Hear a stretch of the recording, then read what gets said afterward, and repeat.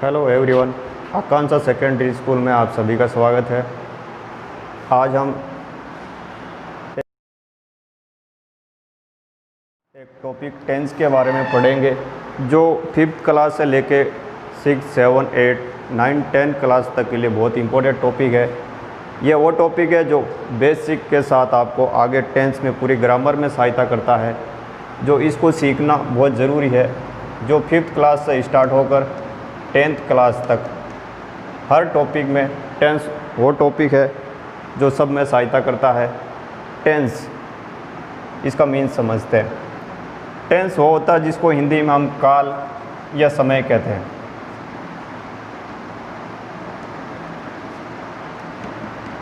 काल या समय हम इस चीज़ को कहते हैं जो हमारे को ये दर्शाता है कि ये हमारी किस पोजीशन या शो करता रहता है कि हम पास्ट में हैं या फिर फ्यूचर की बात कर रहे हैं या फिर प्रेजेंट की बात कर रहे हैं। टेंस अपने आप में 3 टाइप में डिवाइड होता है। सबसे पहले हम पास्ट टेंस की बात करते हैं। पास्ट टेंस,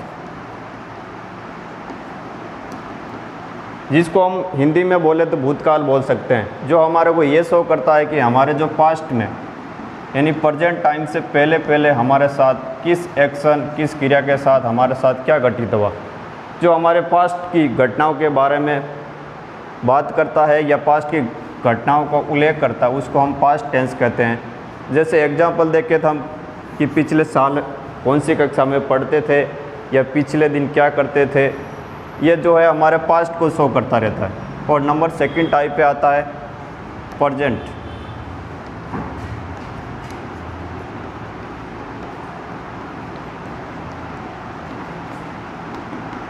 प्रेजेंट टेंस जिसको हम प्रेजेंट टाइम में शो करते हैं, जो कि वर्तमान पोजीशन को दर्शाता है कि हम वर्तमान में क्या कर रहे हैं। वर्तमान काल, ये हमारे को ये दर्शाता रहता है कि प्रेजेंट में हमारे किस घटनाओं पर क्या चल रहा है, हम किस एक्शन को करने जा रहे हैं, हम किस क्रिया को कर रहे हैं। जिस पोजीशन को हम प्रेजेंट टाइम में यानी वर्तमान काल में शो करते हैं, उसको हम प्रेजेंट टेंस में, जैसे एग्जाम्पल के लिए मैं इस बार 8th क्लास में पढ़ता हूँ, 9th क्लास में पढ़ता हूँ, 10th क्लास में पढ़ता हूँ। इसका मतलब आप प्रेजेंट की बात करते हैं कि आप कौन सी क्लास में पढ़ते हो। इसके साथ ही आप कोई कार्य दर्शा सकते हैं, मैं किस साल ये कार्य करता हूँ, इस बार मैं स्कूल जाता हूँ। ये सब हम प्रेजेंट टाइम की बात करते हैं, जो ये शो करता रहता है कि हमारे साथ प्रेजेंट में किस एक्शन को कर रहे हैं, उसके बारे में। नंबर 3 पे आता है फ्यूचर टेंस, यानी कि जो भविष्य को दर्शाता है, जिसको हम हिंदी में भविष्यकाल कहते हैं।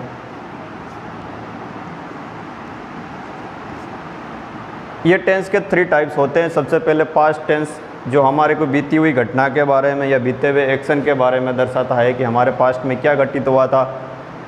नंबर 2 पे आता है प्रेजेंट टेंस, यानी हम प्रेजेंट टेंस में क्या एक्शन कर रहे हैं और क्या कार्य कर रहे हैं और किस पर हम करने वाले हैं। ये हमारे फ्यूचर टेंस में शो करता है कि हम आगे आने वाले फ्यूचर में कि ये कार्य करूँगा, ये कार्य करने वाले हैं, जो हमारे को भविष्य को दर्शाते हैं। यानी जो एक्शन हमारे भविष्य में घटित होने वाले हमने या प्लान करके रखे, उनको हम भविष्य काल में दर्शाते हैं। ये टेंस के 3 टाइप्स होते हैं। और ये प्रत्येक टेंस, यानी जो 3 टेंस होते हैं, पार्ट होते हैं, डिवाइड करके रखे 3 tense, past, present, future tense. ये अपने आप में प्रत्येक टेंस, यानी ये तीनों टेंस जो हर एक 4 पार्ट में डिवाइड होता है, यानी ये तीनों टेंस होते हैं जिनके अलग अलग 4 पार्ट होते हैं। सबसे पहले हम बोल सकते हैं सिंपल। अब ये सिंपल टेंस पास्ट के अंदर भी होगा, सिंपल पास्ट, और प्रेजेंट में आ जाएगी तो प्रेजेंट पास्ट, प्रेजेंट सिंपल, और यदि फ्यूचर में आता है तो फ्यूचर सिंपल टेंस। और नंबर 2 पे आता है continues.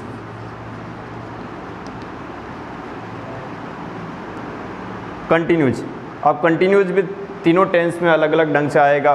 Past continuous tense, present continuous tense और फ्यूचर कंटिन्यूस टेंस, जो हमारे को तीनों में अलग अलग टाइम में पढ़ने को मिलेगा। जो कंटिन्यूस टेंस का मतलब होता है जो चीज़ हम कंटिन्यू दर्शा रहे हैं, जैसे कोई काम कर रहा है, कोई काम कर रहा था, कोई काम कर रहा है, कोई काम कर रहा होगा। ये हमारे फ्यूचर की टेंस के साथ। 3rd नंबर पर आता है परफेक्ट टेंस।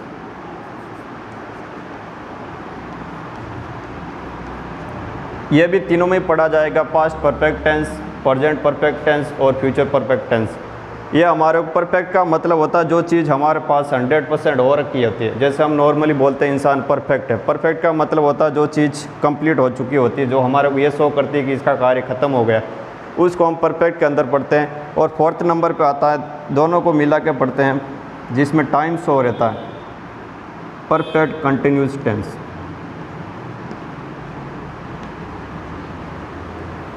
यह भी तीनों टेंस के अंदर ही पढ़ा जाएगा।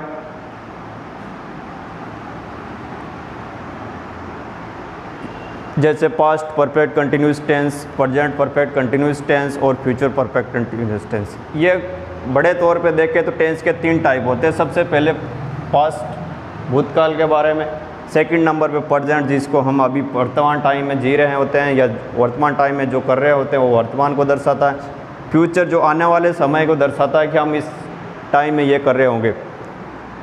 और उसके बाद इन 3 टेंस के 4 डिवाइड होते हैं, यानी 4 भाग होते हैं जो प्रत्येक में होते हैं, past simple, present simple, future simple.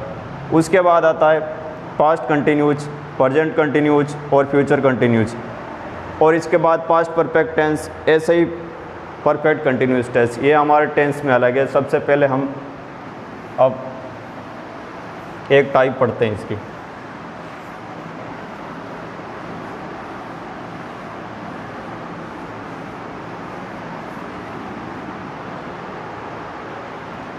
सबसे पहले हम टेंस लेते हैं present. Present tense, present tense जिसका हम बोले तो जिसमें हम वर्तमान में बात करते हैं, जिसके बारे में वर्तमान शो करता रहा, कोई एक्शन भी जो प्रेजेंट में घटित हो रहा है, जो हम प्रेजेंट में कर रहे हैं। जैसे बच्चों के लिए नॉर्मली मैं 6th क्लास में पढ़ता हूँ, मैं 7th क्लास में पढ़ता हूँ, इसका मतलब आप प्रेजेंट की बात कर रहे हो कि अभी आप किस क्लास में पढ़ते हो। जैसे आप अभी कोई खाना खा रहे हो तो मैं कहता हूँ मैं खाना खाता हूँ, तो ये क्या कर रहे हैं, ये सब प्रेजेंट को शो कर रहे हैं कि आप प्रेजेंट पोजीशन में कर क्या रहे हो। वो चीज़ दर्शाने के लिए हम प्रेजेंट टेंस में होते हैं। सबसे पहले हमने पढ़ा था कि सबसे पहले टाइप होती है simple.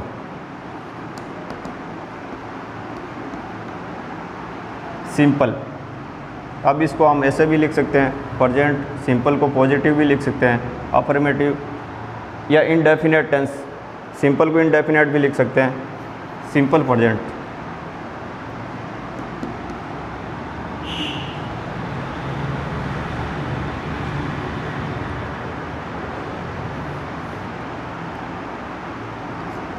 Number 1 present simple tense.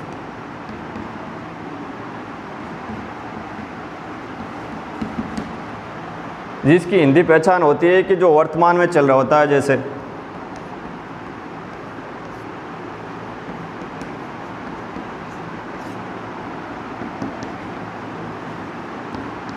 ता है, ती है, ते है।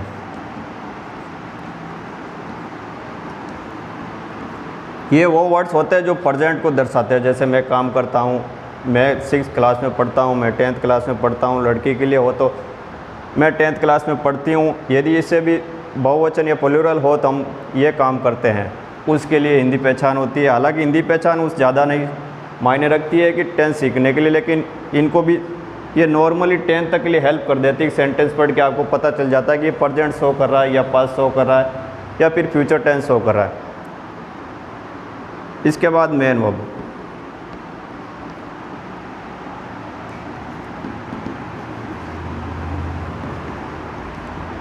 Singular subject.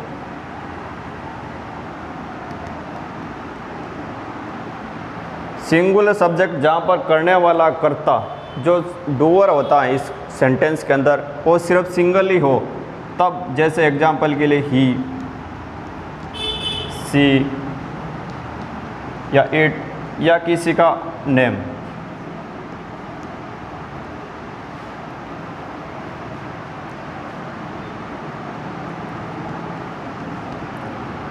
ये हमेशा सिंगुलर सब्जेक्ट के अंदर आते हैं, जो ये दर्शाते रहते हैं कि सब्जेक्ट जो है वो सिंगुलर है।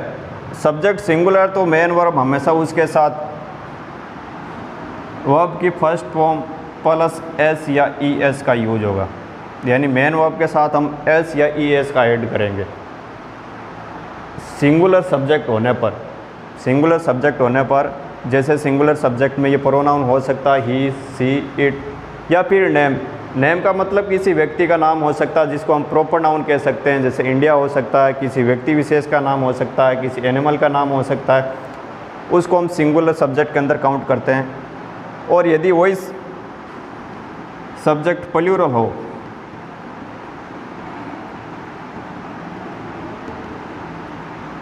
प्लूरल का मतलब एक से ज़्यादा, यानी जिसकी संख्या एक से ज़्यादा, मतलब 2 भी हो सकती है, 3 भी हो सकती है, या 4 भी हो सकती है, यानी एक से ज़्यादा काम करने वाले। जैसे हम सारे क्लास में बोले तो वी के मतलब हम, जो इसका मतलब ये दर्शा रहे हैं कि हम एक से ज़्यादा संख्या के बारे में बात कर रहे हैं। या फिर दे भी क्या होता है, जो ये प्लूरल को दर्शा रहता है। इसके साथ हम सिर्फ वर्ब की फर्स्ट फॉर्म ही यूज करेंगे, यानी सब्जेक्ट सिंगुलर हो तो सब्जेक्ट के साथ मेन वर्ब के साथ एस या ई एस का यूज। यदि वही प्लूरल सब्जेक्ट हो तो मेन वर्ब के साथ हम वर्ब की फर्स्ट फॉर्म ही यूज करेंगे। ये तो होता है सिर्फ अफर्मेटिव सेंटेंस के अंदर।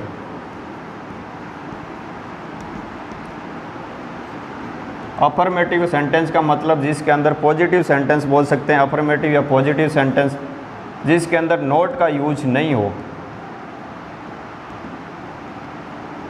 यानी जिसके अंदर नोट का यूज नहीं हो, उसके अंदर हम हमेशा ये अफर्मेटिव सेंटेंस के साथ ही नियम लागू होगा। यदि वो सेंटेंस नेगेटिव है,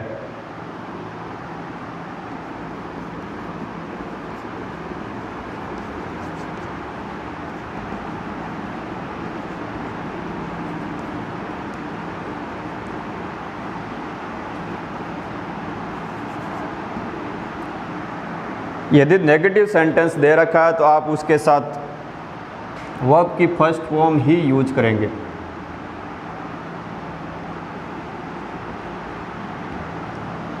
यानी नेगेटिव सेंटेंस में चाहे फिर सब्जेक्ट सिंगुलर हो या प्लूरल हो, उससे कोई फ़र्क नहीं पड़ता, उसके साथ मेन वर्ब हम फर्स्ट फॉर्म ही यूज करेंगे। यानी नेगेटिव सेंटेंस के अंदर नोट लगता है जो ये शो करता रहता कि नहीं की बात, यानी नेगेटिव का सेंस देता हो। नेगेटिव सेंस वाले सेंटेंस में हम वर्ब की हमेशा फर्स्ट फॉर्म ही यूज करेंगे। ये प्रेजेंट सिंपल टेंस का रूल होता है। हेल्पिंग वर्ब,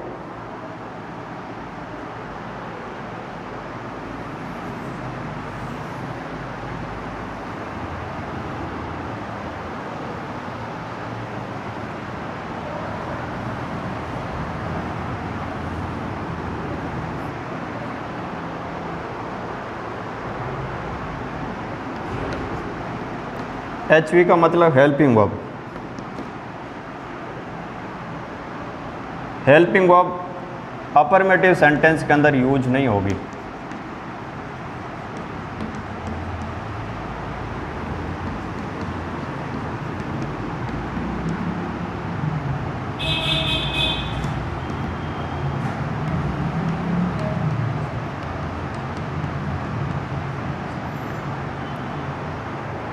ये अफर्मेटिव सेंटेंस के लिए ही लागू है। यानी ये सिर्फ अफर्मेटिव सेंटेंस हैं जहाँ पर हम नेगेटिव नहीं दर्शा सकते, इंटरोगेटिव नहीं दर्शा सकते, उसके अंदर कोई हेल्पिंग वर्ब नहीं होगी। हमने अभी पढ़ा कि अफर्मेटिव सेंटेंस में सिंगुलर सब्जेक्ट हो तो हम एस या ये एस का यूज करते हैं, और वही सब्जेक्ट प्लूरल हो तो हम उसके मेन वर्ब की फर्स्ट फॉर्म ही यूज करते हैं, यानी उसके साथ हम एस यूज नहीं करते। इसका मतलब अफर्मेटिव सेंटेंस के अंदर फर्स्ट फॉर्म प्लूरल हो तो सब्जेक्ट, यदि वही सब्जेक्ट सिंगुलर हो तो हम एस या एस यूज करेंगे, यानी हेल्पिंग वर्ब का यूज नहीं होगा।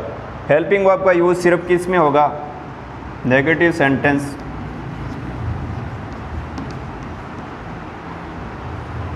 और इंट्रोगेटिव सेंटेंस।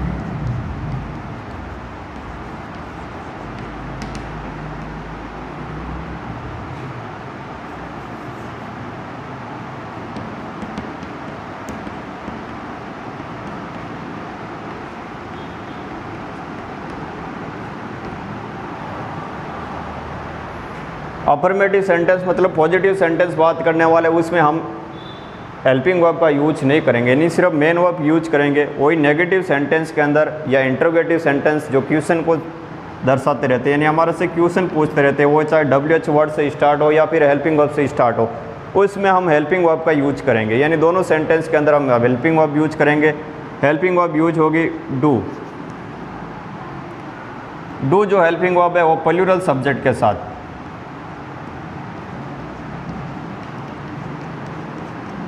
और डज जो हेल्पिंग वर्ब है यानी इसके पीछे भी ES लगा है, यानी यहाँ पर मेन वर्ब होती है डू। अब इसके पीछे कुछ नहीं लगा है, जो हम अफर्मेटिव सेंटेंस में भी यही पढ़ रहे थे कि वर्ब की फर्स्ट फॉर्म लगाते हैं, जैसे डू खुद वर्ब की फर्स्ट फॉर्म है, इसके पीछे कुछ नहीं लगा तो इसका मतलब प्लूरल सब्जेक्ट में कुछ नहीं लगता, तो हम डू यूज करेंगे। और डज लग रखा है, डज का मतलब इसके पीछे ES लग रखा है, तो इसका मतलब हम सिंगुलर सब्जेक्ट होते हैं, जहाँ पर हम क्या करते हैं मेन वर्ब के साथ S या ES का यूज करते हैं। वैसे ही हेल्पिंग वर्ब में ES होगा तो इसका मतलब सब्जेक्ट सिंगुलर होना चाहिए। अभी हमने पढ़ा है कि प्लूरल सब्जेक्ट में क्या आता है, वी आ सकता है, दे आ सकता है, या फिर ग्रुप का किसी का नेम होता है, या फिर जो एक से ज़्यादा शो करते रहे उसको हम प्लूरल सब्जेक्ट के अंदर रखते हैं। और सिंगुलर सब्जेक्ट में ही, सी या फिर इट, ये सब आ सकते हैं। ये जो सब दर्शा रहते हैं कि सिंगुलर सब्जेक्ट है, उसके साथ हम डज का यूज करते हैं और प्लूरल के साथ डू का यूज करते हैं। ये तो था मेन वर्ब और हेल्पिंग वर्ब जो प्रेजेंट टेंस में होता है, जो सिंपल की बात कर रहे हैं अभी। इसके बाद आती है एडवर्ब्स।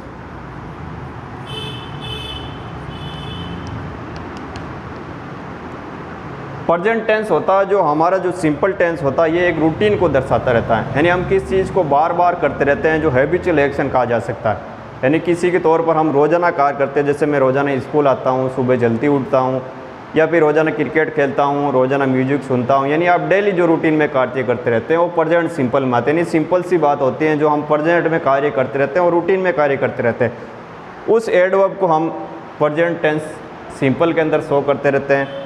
जैसे आप ऑलवेज, ऑलवेज का मतलब होता हमेशा। क्या आप रोज़ाना कैसे करता, मैं ऑलवेज अर्ली गेटअप, जल्दी उठता हूँ, या फिर आप रोज़ाना जल्दी सो जाते हो, जो आपका डेली का रूटीन होता है। डेली, डेली का मतलब भी रोज़ाना, जो आप रोज़ाना कार्य करते हैं। यूजुअली,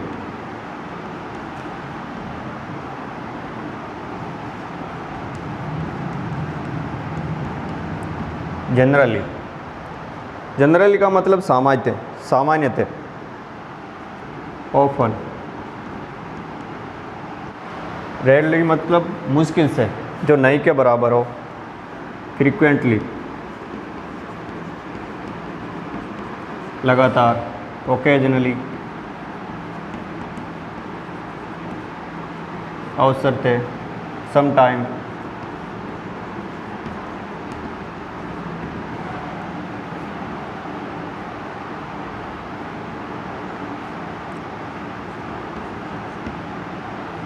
ये कुछ मेन एडवर्ब्स होती है जिसको आप सिर्फ प्रेजेंट सिंपल टेंस के साथ ही देखते हैं, जो हमेशा कुछ न कुछ ये दर्शाती रहती है कि आप हैबिचुअल एक्शन या रोज़ाना जो डेली रूटीन के अंदर कार्य करते रहते हैं। फिर आप चाहे इसके अंदर आता है जो एवरी डे। अब एवरी डे हो गया, एवरी मंथ हो गया, या एवरी ईयर हो गया।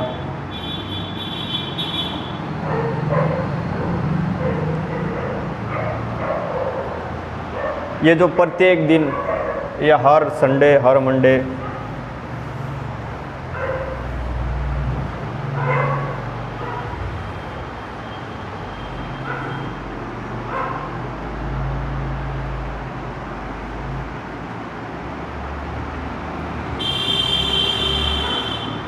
Each day, each week, each month, each year.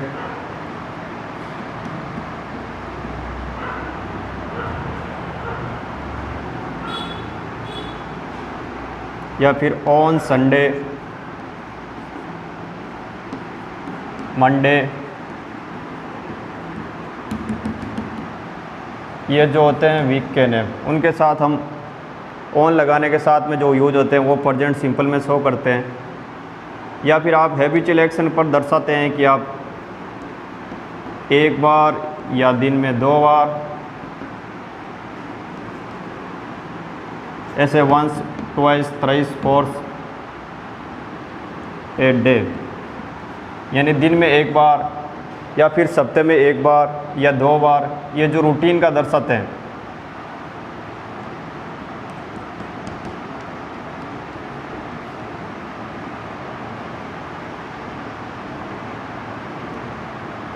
ये कुछ एडवर्ब्स होती है जो सिर्फ प्रेजेंट सिंपल टेंस को ही शो करती है, यानी आपको एडवर्ब्स दिखे तो ये प्रेजेंट सिंपल वाली ही मेन वर्ब या हेल्पिंग वर्ब के साथ आप सब्जेक्ट के अनुसार यूज करनी होती है फिलअप के अंदर। ये प्रेजेंट सिंपल की कुछ एडवर्ब्स लिखी थी।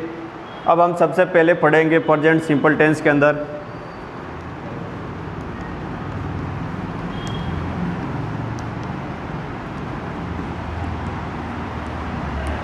सबसे पहले सेंटेंस का टाइप, सबसे पहले सेंटेंस का टाइप आता है अफर्मेटिव सेंटेंस।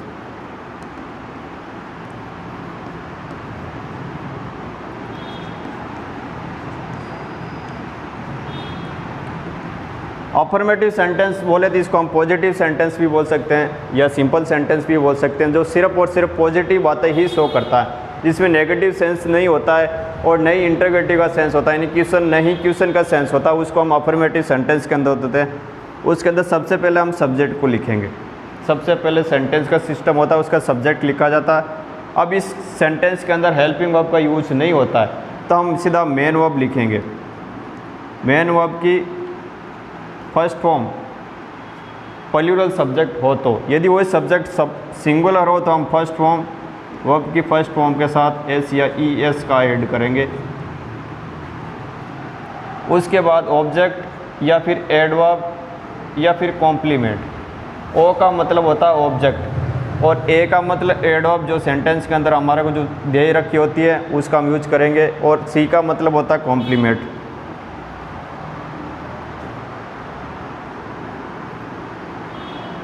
अब हम अफर्मेटिव सेंटेंस के एग्जाम्पल देखते हैं, उदाहरण देखते हैं ये किस ढंग से यूज होते हैं। जो एडवर्ब्स दे रखी है ये सेंटेंस में किस ढंग से यूज की जाती है, जो एग्जाम में किस ढंग से आती है।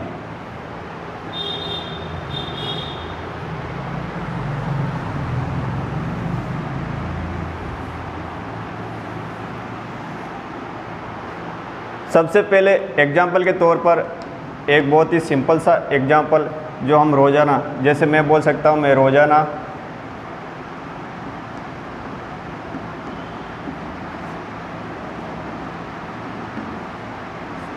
स्कूल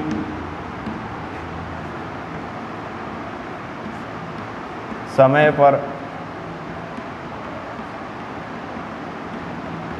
आता हूँ। ये एक सेंटेंस लिखा है जो आपको ये पीछे का आपको हिंदी कुछ पहचान आप में मदद करे तो ता हूँ, इसका मतलब ये दर्शाता है कि ये प्रेजेंट सिंपल टेंस है। मैं रोज़ाना स्कूल आता। दूसरी बात, इसका एक यूजेज भी आपको एडवर्ब्स भी दिखाती है, जो ये रूटीन है, इसका मतलब ये जो आने वाला है या मैं आने वाला हूँ हमेशा समय पर आती है, यानी ये एक हैबिचुअल एक्शन भी मान सकते हैं, जो ये शो करता है कि ये डेली रूटीन का काम है, जो आना है ये समय पर आता है। तो सबसे पहले हम सब्जेक्ट लिखेंगे। सब्जेक्ट है आई। आई सब्जेक्ट होता है जो प्लूरल में काउंट होता है। अब आई के साथ हम ये अफर्मेटिव सेंटेंस है तो हम इसका हेल्पिंग वर्ब यूज नहीं करेंगे, तो इसका मतलब हम सीधा मेन वर्ब यूज करते हैं। मेन वर्ब यूज है आता हूँ, यानी यहाँ पर जो मोशन में चीज़ है, जो एक्शन दर्शा रहा है वो हमेशा आना है, तो इसका मतलब मेन वर्ब है आना। तो I come, I come to school on time. अब हमारे एडवर्ब्स लगी नहीं, इसके अंदर ये रोज़ाना कहाँ गया, अब इसका हमने यूज ही नहीं किया अभी तक। ये तो ये बता रहा है कि मैं समय पर स्कूल आता हूँ, अब ये नहीं दर्शाया कि रोज़ाना आता है, तो इसको आप ऐसे लिखते हैं आई ऑलवेज, यानी आपको एडवर्ब्स क्या लिखनी है। ये कुछ एडवर्ब्स होती हैं जो सब्जेक्ट या फिर आप ऐसा बोल सकते हैं इसके अंदर हेल्पिंग वर्ब नहीं है, जो हेल्पिंग वर्ब और मेन वर्ब के बीच यूज होती है। अब हेल्पिंग वर्ब है नहीं तो हम इसको सब्जेक्ट और मेन वर्ब के बीच में यूज करेंगे। इस सेंटेंस को पूरे इस ढंग से लिखा जाएगा, I always come to school on time. यानी मैं हमेशा या मैं रोज़ाना। अब इसको ऑलवेज लिखते हो यहाँ पर, यदि आप डेली भी लिख सकते हो क्योंकि डेली का मतलब भी रोज़ाना ही होता है। तो I come to school on time, adverb use करती है हमें सब्जेक्ट और मेन वर्ब के बीच में ऑलवेज, यानी इसका मतलब ये होगा। अब जैसे इसका एग्ज़ाम में सेंटेंस कैसा दिया रहेगा, एग्ज़ाम में सेंटेंस जैसे ऐसा, इसी में एक दूसरा सेंटेंस लिखता हूँ।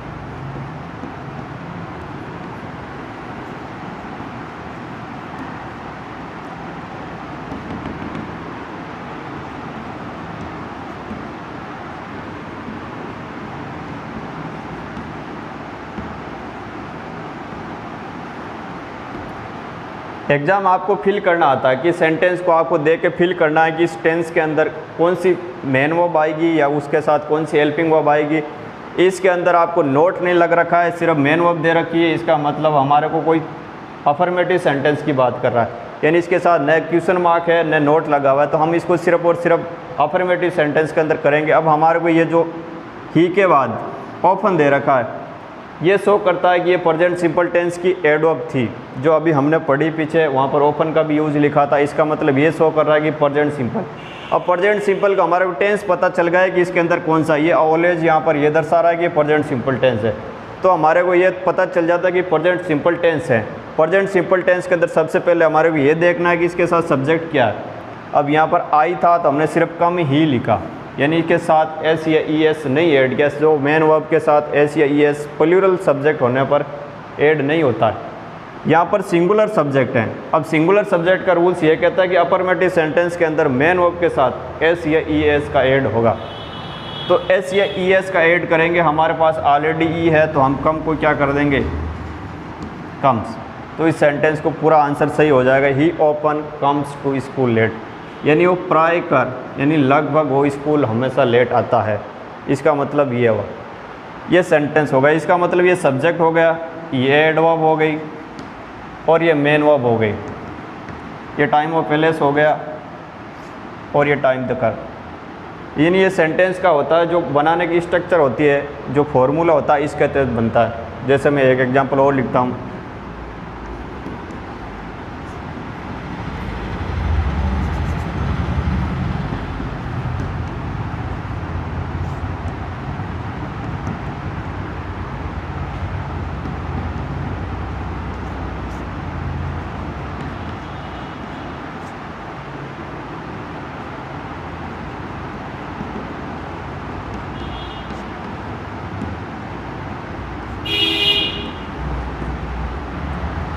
एक सेंटेंस लिखा कि हम सामान्यतः हिंदी भाषा में बात करते हैं, कि हम सामान्यतः हिंदी भाषा में बात करते हैं। तो ये दर्शाता है कि हमारे रूटीन है, रोज़मर्रा का काम है कि हम सिर्फ और सिर्फ हिंदी भाषा में ही बात करते हैं, यानी हमारा एक नॉर्मल ही है जो हैबिचुअल एक्शन है, जो ये दर्शाता है कि हम हिंदी भाषा में बात करते हैं। तो हैबिचुअल एक्शन या सामान्य जो डेली रूटीन के कार्य होते हैं वो प्रेजेंट सिंपल के तौर पर हम शो करते हैं। सामान्यतः जो ये दर्शाता है, या फिर आप इसको यहाँ पर भी चेक कर सकते हो कि ये प्रेजेंट सिंपल को शो कर रहा है। तो सबसे पहले हमारा सिस्टम होता है कि सबसे पहले हम इस सब्जेक्ट को लिखेंगे। सब्जेक्ट का मतलब जो सेंटेंस पर आधारित होता है, जो करने वाला ही सब कुछ होता है। सेंटेंस के अंदर जो सब्जेक्ट दे रखा है वो है हम को हम लिखते हैं वी। अब जनरली, अब ये आएगा adverb, we generally.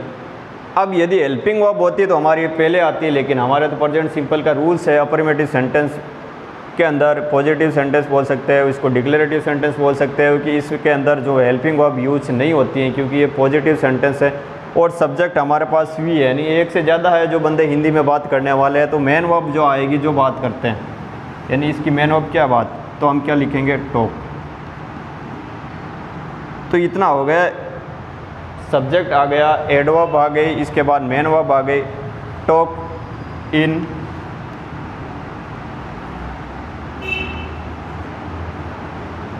Hindi language.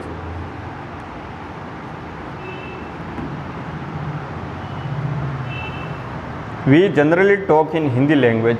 इस सेंटेंस को हम इस ढंग से ट्रांसलेट करेंगे। अब आपके पास यदि एग्जाम में आता है तो आपको ये एडवर्ब्स देखनी है कि इसके अंदर जनरली दे रखा है और सब्जेक्ट जो है वो प्लूरल दे रखा है, तो आप इसके अंदर टॉक का ही यूज करेंगे, यानी इसके साथ एस या ई एस का उपयोग नहीं होगा, यूज नहीं होगा, क्योंकि यहाँ पर एक से ज़्यादा है जो इस सेंटेंस को शो करते हैं कि इसका सब्जेक्ट जो है वो प्लूरल है।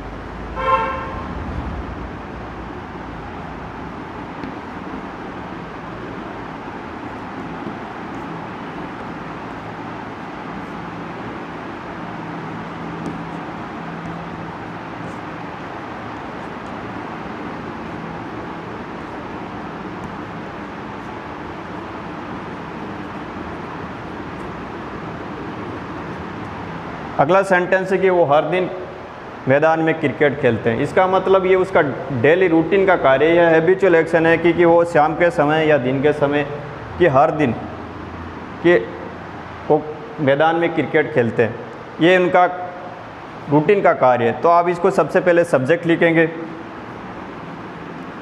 दे। अब एक से ज़्यादा है तो इसके अंदर एस या ई एस का हम ऐड नहीं करेंगे। तो अब they man of play a cricket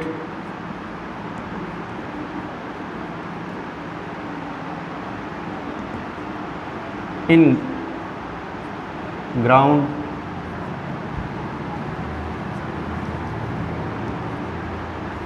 every day.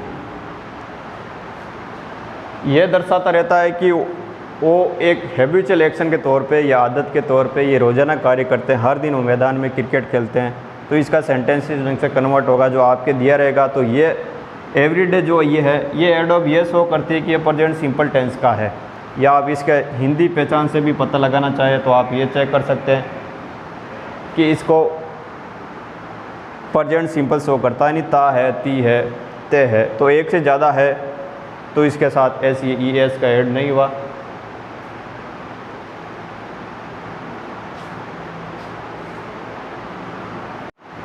ये तो अफर्मेटिव सेंटेंस जो ये शो करता है, इसके अंदर ने तो नोट लगा हुआ है। नोट हमेशा नेगेटिव या नेगेटिव सेंस देता है, वो हम नेगेटिव सेंटेंस के अंदर काउंट करते हैं। नए ही क्वेश्चन पूछा हुआ जो इंट्रोगेटिव सेंस, जो इंट्रोगेटिव सेंटेंस के अंदर हम क्वेश्चन को शो करते हैं। तो ये होता है जिसके अंदर ना नोट लगा ना क्वेश्चन मार्क लगा, जहाँ पर हेल्पिंग वर्ब का यूज नहीं किया जाता। देखो 3 सेंटेंस दे रखे हैं जहाँ पर हमने कोई भी एचवी यानी हेल्पिंग वर्ब का यूज नहीं किया। यदि सब्जेक्ट सिंगुलर था तो हमने एस या ई एस का यूज किया, यानी ही के साथ हमने ई एस लगाया, और वी और आई के साथ हमने मेन वर्ब के साथ कुछ ऐड नहीं किया। और इसके बाद हम कल यानी आगे आने वाले सेंटेंस के अंदर नेगेटिव सेंटेंस का हम जिक्र करेंगे कि उसके अंदर कैसे हेल्पिंग वर्ब का यूज़ किया जाता है, कैसे मेन वर्ब का यूज़ किया जाएगा। अब इसको हम आगे वाले वीडियो में शो करेंगे।